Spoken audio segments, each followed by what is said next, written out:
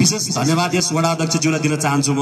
उहाँले केही शब्दहरू राख्नको लागि मलाई यस कार्यक्रममा बोलाइदिनु भयो र केही शब्द राख्ने मौका पनि दिनुभएकोमा उहाँलाई उहाँप्रति म आभार पनि व्यक्त गर्न चाहन्छु। म खासै नौलो व्यक्तित्व होइन, तपाईँलाई थाहा छ यो स्कुल 2035 सालमा स्थापना भएको हो। यो 2035 सालमा स्थापना स्वर्गीय श्री भद्रबहादुर खड्काले ठुलो बस्ती माथि स्कुल तल 2034 सालमा तलको पछला मावि स्थापना भएको हो। त्यो भन्दा पछाडि आइसके पछाडि ठुलो बस्ती माथि तल स्कुल भइसके पछाडि विद्यार्थीहरू तल जान नसक्ने भइसके पछाडि एकैचोटि नुवाकोटको विभिन्न ठाउँमा चाहिँ 34-35 वटा स्कुलहरूलाई चाहिँ उहाँले चाहिँ स्थापना गर्नको लागि चाहिँ सहयोग गर्नुभयो र त्यति मध्येमा एउटा यो स्कुल हो र अर्को सँगसँगै हाम्रो लालबहादुर दाईको घर छेउको स्कुल हो सिमटाङको। त्यो भन्दा पछाडि स्कुल स्थापना भइसके पछाडि हाम्रो यो स्कुलको व्यवस्थापनको अध्यक्षको रूपमा हाम्रो वीरबहादुर दाई यहाँ मञ्चमा हुनुहुन्छ। उहाँ यो स्कुलको व्यवस्थापनको अध्यक्ष हुनुभयो र मेरो बुवा विजय खड्का यस स्कुलको चाहिँ प्रधान अध्यापक हुनुभयो र यहाँ रहनुभएका दाजुभाइ तथा दिदी बहिनीहरूको छोराहरूसँग चाहिँ म पनि पढेको। म 45 सालसम्म यही स्कुलमै पढेको। मैले क ख पनि यस स्कुलमा चिनेको र मलाई यस स्कुलको माया पनि छ र त्यही भएको कारणले गर्दाखेरि हाम्रो यस त्यो बेलामा तत्कालीन अवस्थामा हाम्रो जयबहादुरजी यहाँको चाहिँ स्कुल व्यवस्थापनको अध्यक्ष हुनुभयो। त्यो भन्दा पछाडि हाम्रो लगत्तै हाम्रो तिलकमान दाई अध्यक्ष हुनुभयो।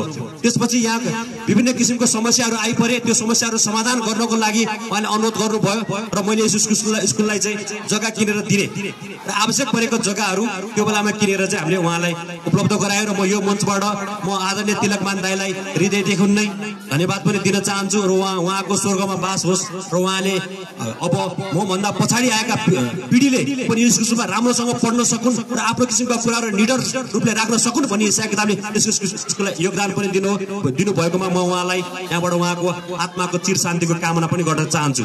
मैले केही कुरा अनुरोध गर्न चाहेँ भने अघि एकजना भाइले यहाँ तपाईँको मञ्चको अगाडि उभिएर निडर रूपले आफ्नो किसिमको कुराहरू राख्न सक्नुभयो। टोकलामा तामाङ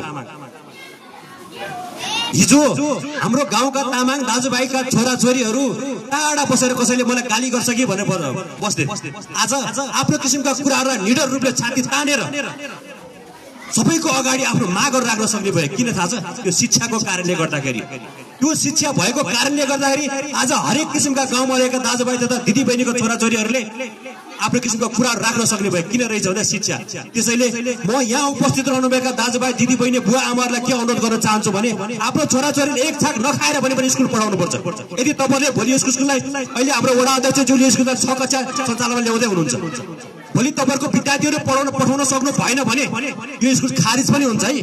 आदरणीय अभिभावकज्यूहरू, गाउँपालिका अध्यक्षज्यूहरू यहाँ हुनुहुन्छ, प्रदेशको मान्यज्यू यहाँ हुनुहुन्छ, केन्द्रीय मान्यज्यू पनि यहाँ हुनुहुन्छ। कसैले रोक्न सक्दैन। विद्यार्थीको संख्या पुगेन भने यो स्कुल अर्को ठाउँमा सरेर जान्छ। यसको उदाहरण के छ थाहा छ? आदरणीय मुइचा दाई र हामीहरू भएर यो माथि एउटा सागरकुण्ड प्राथमिक विद्यालयहरू सञ्चालन गर्यौँ। यो स्कुलमा हामीले करिब 4 वर्षसम्म त्यहाँ चाहिँ एकजना टिचरलाई राखेर हामीले त्यहाँ तलब खुवाएर बस्छौँ। त्यसमा मुइचा दाईको ठुलो योगदान छ। हामीले त्यो कुरालाई पनि बिर्सिनु हुँदैन।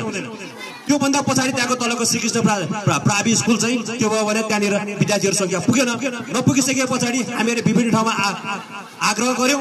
आग्रह गरिसकेपछि त्यो स्कुललाई माथि सरेर अहिले त्यहाँ विद्यार्थीहरू पढिरहनु भएको छ।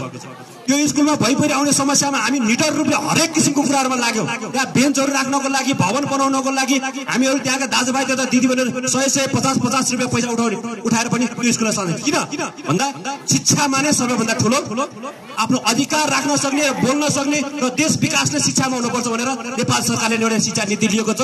नेपाल अधिराज्यभित्र रहेका हरेक किसिमका स्कुलहरू पक्की भवन बन्नुपर्छ भन्ने नेपाल सरकारको एउटा नीति रहेको छ। त्यो नीति अन्तर्गत गाउँपालिकालाई एउटा छुट्टै बजेट पठाएको हुन्छ, प्रदेश सरकारलाई एउटा बजेट पठाएको हुन्छ। त्यही बजेट अन्तर्गत आज विभिन्न किसिमको वडाहरूमा भवन बनेका छन् र यो भवन पनि निर्माण भएको। आदरणीय दाजुभाइ तथा दिदीबहिनीहरू, म तपाईँहरूकै भाइ, तपाईँहरूकै छोरा। हिजो यो स्कुलमा म पनि पढेको र मलाई पनि यहाँको चिसो सिरुटो थाहा छ। अध्यक्षज्यूले अघि मलाई भन्नुभयो सुशील दाई अलिकति बेन्चको आवश्यक छ। मैले भने म तुरुन्तै 5-7 वटा बेन्चको आवश्यक छ भन्नुभयो। म तुरुन्तै त्यो 5-7 वटा बेन्च तपाईँलाई पठाइदिन्छु। म त्यो तुरुन्तै पठाइदिन्छु तपाईँहरूलाई। तपाईँहरूको छोराछोरी पढ्नको लागि कसै गाउँका दाजुभाइ तथा दिदीबहिनीको छोराछोरीहरू